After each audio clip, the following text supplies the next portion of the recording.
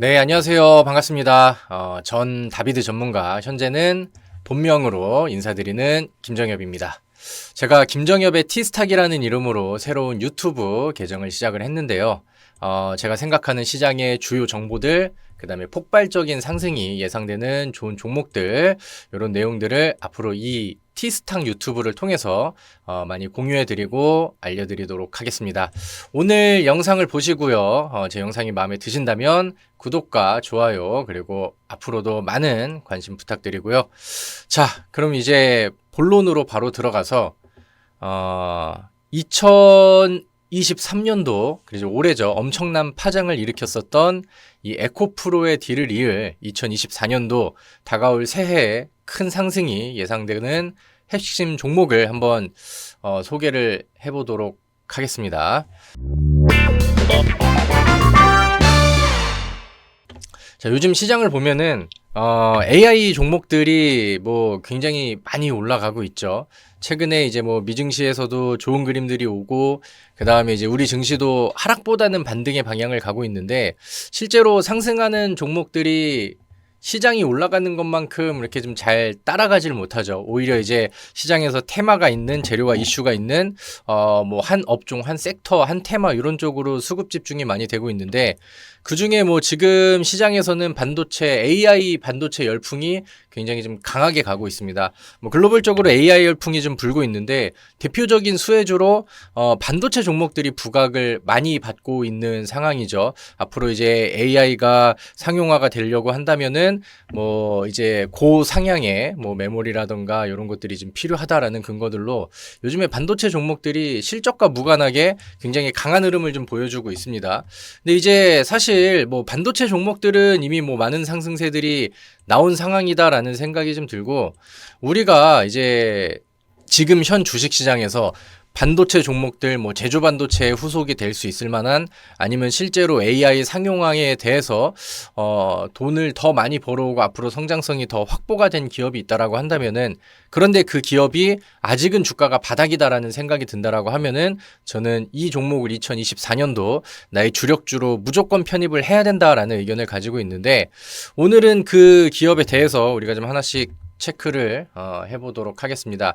자, 뉴스 내용들을 보면은 일단은 감이 좀 오시죠. 오늘 제가 소개를 드리고 싶은 종목은 네이버라는 종목입니다. 제가 이 네이버라는 종목에 대해서 뭐 TV 방송이라던가 아니면은 이제 뭐 온라인 방송 통해서 그 얘기를 좀 해보면은, 네이버가 저는 희망의 종목으로 보고 있는데 과거에 하락폭이 좀 많이 내려왔던 종목이라, 카카오랑 네이버는 약간 좀 개인 투자자들한테 좀 독이 되고, 그 다음에 이제 좀 뭔가 절망의 종목이 되고 있는 경우들이 좀 많더라고요. 그만큼 이제 과거에는 개인 투자자들이 좀 많이 물렸고, 그 다음에 이제 하락폭이 좀 많이 나왔다라고 생각을 하는 건데, 충분히 그러한 가격 조정과 기간 조정이 많이 들어갔거든요. 그리고 오늘 이 짧은 영상 안에 모든 내용들을 담을 수는 없겠지만, 이 네이버를 2024년도에 뭐 주도주로 고를 수 있을 만한 근거와 내용들, 그 다음에 좋은 뉴스들이 너무나도 많은 그런 상황입니다.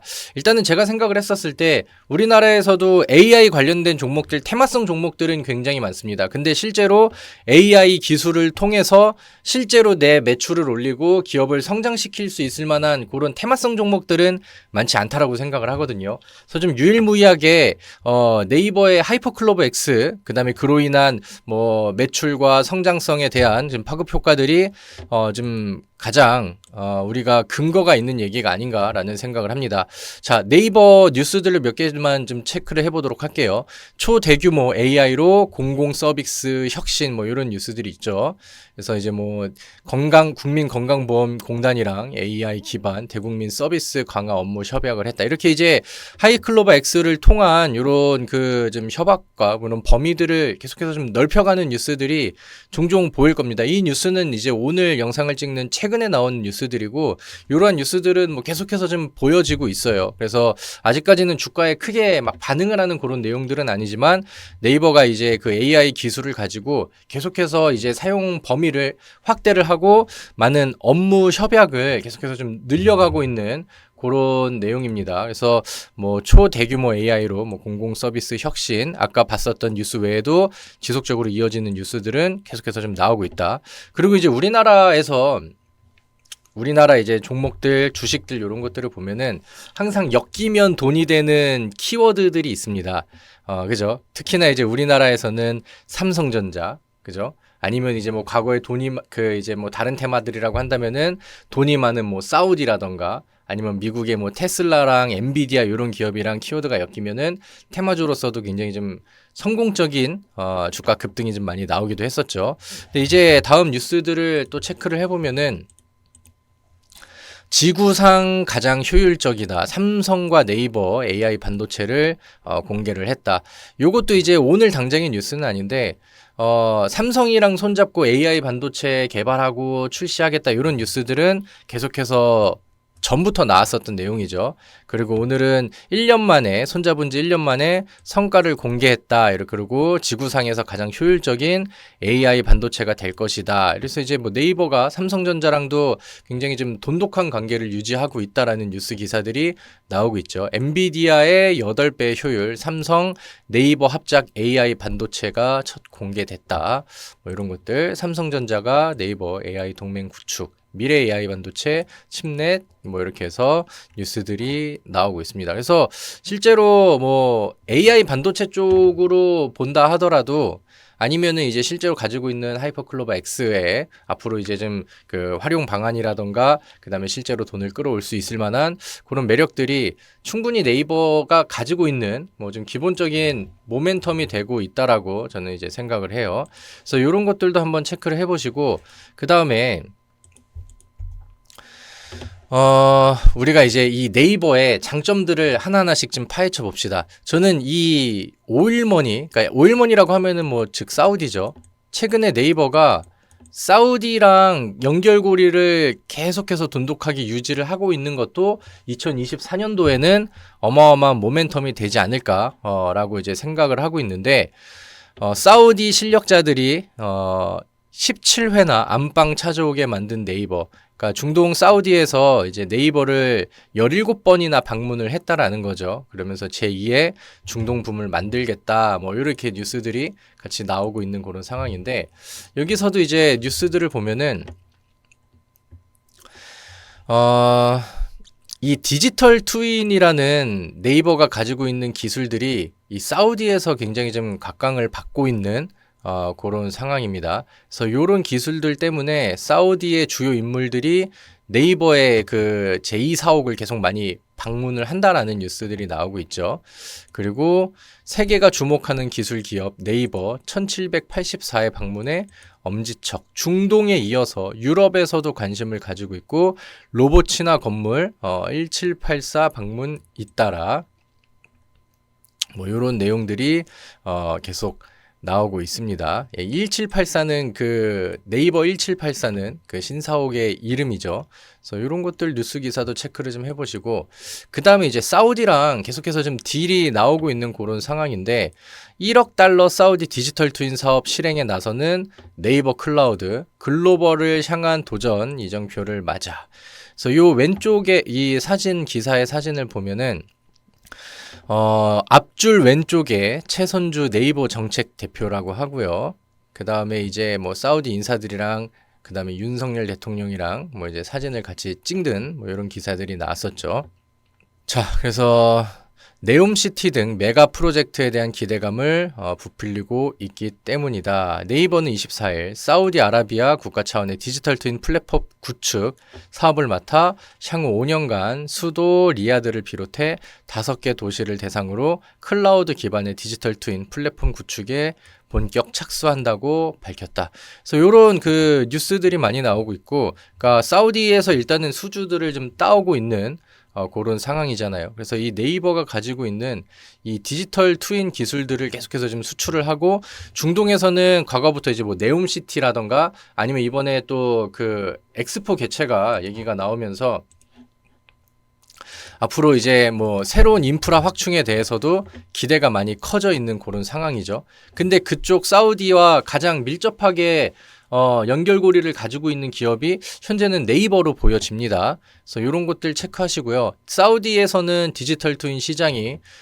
규모가 이제 566억 달러를 전망을 한다. 굉장히 좀 큰 규모죠. 그리고 2023년부터 2029년까지 연평균 성장률은 63%가 전망이 된다. 그러니까 사우디랑 좋은 관계들이 유지만 계속 된다라고 하면은 이 중동 쪽에서 들어오는 이 오일머니들을 실제로 재무제표에 뭐 영업이익이 반영이 되게 매출액에 반영이 되게 끌고 들어올 가능성이 상당히 좀 높아졌다. 그래서 최근에는 사우디 디지털 트윈 구축 협력을 위해서 우리나라 기업들이랑도 이제 협력을 하고 본격적인 준비를 하고 있다라는 소식들도 네이버한테는 계속해서 좀 들려지고 있는 그런 상황입니다. 그래서 좋은 뉴스와 좋은 이슈들이 계속적으로 이 네이버한테는 보여지고 있는 상황이죠. 그래서 우리가 첫 번째는 AI로 실제로 돈을 버는 기업, 두 번째는 오일머니를 가져올 수 있는 그런 기업, 그 다음에 이제 벌써 세 번째가 됐는데, 요거는 이제 좀 약간 플러스 알파 뉴스 느낌으로 그 이제 모멘텀들을 체크를 해보시면 될 것 같아요. 얼마 전에 그 치지직이라는 스트리밍 서비스가 네이버에서 베타 테스트를 시작을 했습니다. 그래서 이 치지직이라는 게 최근에 이슈가 되고 그 뉴스가 되고 있는 내용들이 뭐냐면은 우리나라에서 그 트위치가 국내 사업을 철수를 할 수 있다, 철수를 하겠다라는 발표를 이미 뭐 진행을 했죠.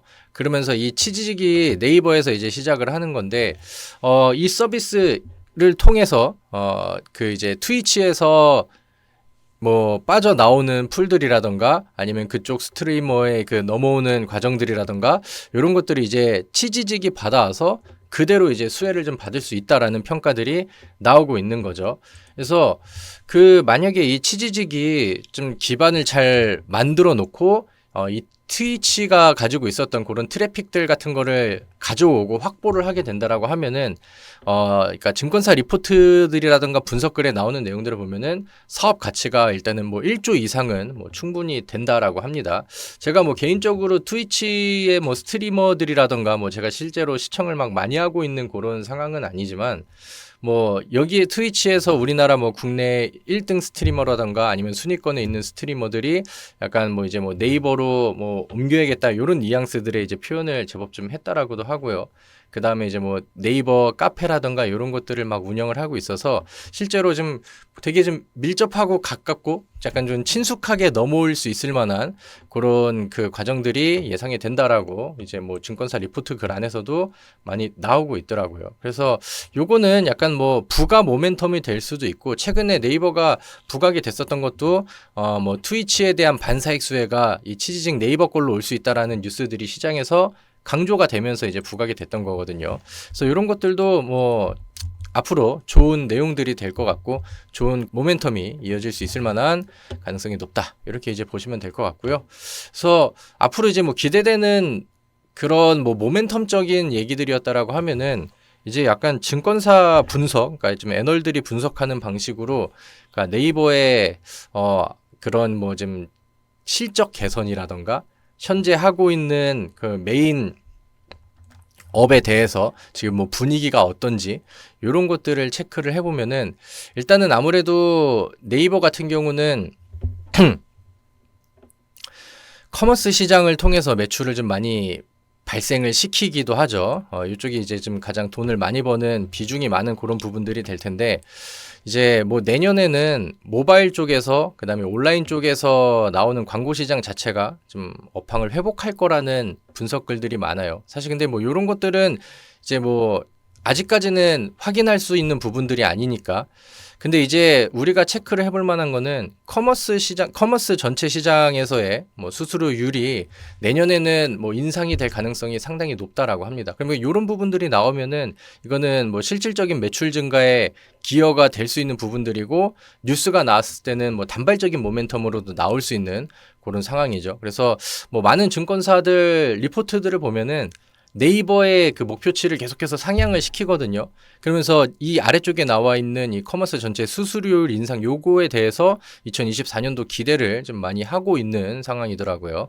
그래서 뭐 좀 짜잘한 것들을 보면은 얼마 전에 네이버 모바일 앱이 좀 개편이 됐다고 합니다.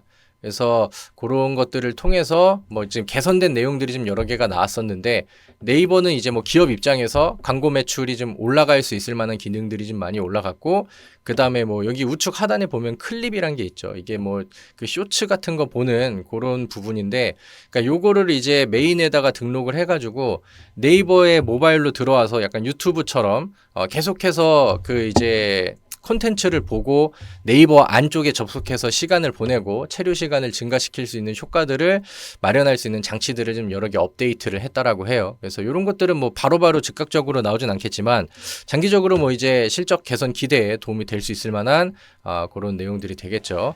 그래서 이런 것들이 이제 리포트들에 좀 강조가 되는 내용들이고, 일단은 요거는 이제 제 개인적인 의견인데, 제가 지금부터 네이버를 준비해야 되는 제가 생각하는 가장 큰 이유 중에 하나이기도 합니다. 얼마 전에 FOMC가 있었죠. FOMC에서 많은 변화들이 있었습니다. 금리를 동결을 했어요. 근데 그 점도표를 통해서 약간 좀 금리 인하가 이제 금방 좀 가까워질 수 있다라는 기대감이 시장에서 많이 커졌죠. 요즘에 그래서 미증시가 많이 올라가기도 합니다. 뭐 연준에서는 아직은 시기상조인데 왜 이렇게 좀 과하게 반응을 하냐 요런 입장이긴 한데, 뭐 제가 생각을 했었을 때는 이번 FOMC를 통해서 추가적인 금리 인상은 거의 뭐 끝나지 않았나라는 생각을 합니다. 금리 인하의 시기가 언제가 될지는 우리가 지켜봐야겠지만 적어도 2024년도에는 금리 인하를 시사하거나 기대하거나 거기에 영향을 미칠 만한 종목들은 충분히 반응을 할 수 있는 시기가 무조건 온다라는 거죠. 일단 금리가 올라가게 되면은 성장주들은 엄청나게 힘을 못 받게 됩니다. 악재성 요소가 되죠. 특히나 이제 뭐 제약주 같은 경우도 마찬가지고, 특히나 이제 우리나라에서는 네이버랑 카카오 같은 경우는 금리 인상이 시작되는 시점에서부터 주가가 너무나도 많이 빠지게 됐어요. 그러니까 이제 금리 인상에 어떻게 보면 가장 큰 피해주가 될 수 있는 거죠.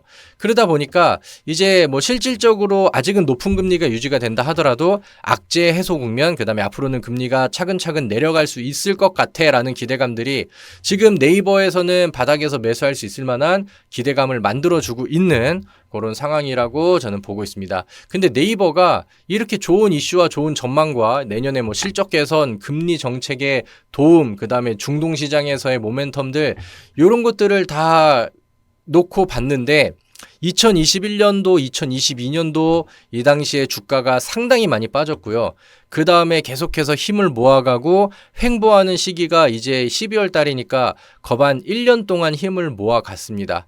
주식시장의 부담감은 좀 줄어든 상황이고, 그 다음에 최근에 이제 또 금리 인하에 대한 부분들이 반영이 된다라고 하면은 네이버가 이 기술적으로 주요 구간을 돌파한다라던가 부담감을 덜어주고 이거는 이제는 지금부터 상승 추이가 나올 것 같아라는 그런 확신들을 차트에 기술적으로 보여준다라고 하면은 저는 투자자들이 그 다음에 시장의 주가를 들어올릴 수 있는 매수 수급들이 더 폭발적으로 이어질 수 있다라고 생각을 하거든요. 자, 월봉 차트를 보도록 하겠습니다. 과거 2021년도, 2022년도 주가가 45만 원 부근에서 20만 원 아래쪽까지 빠졌어요. 그러니까 과거보다 반토막이 더 나 있는 그런 상황이죠.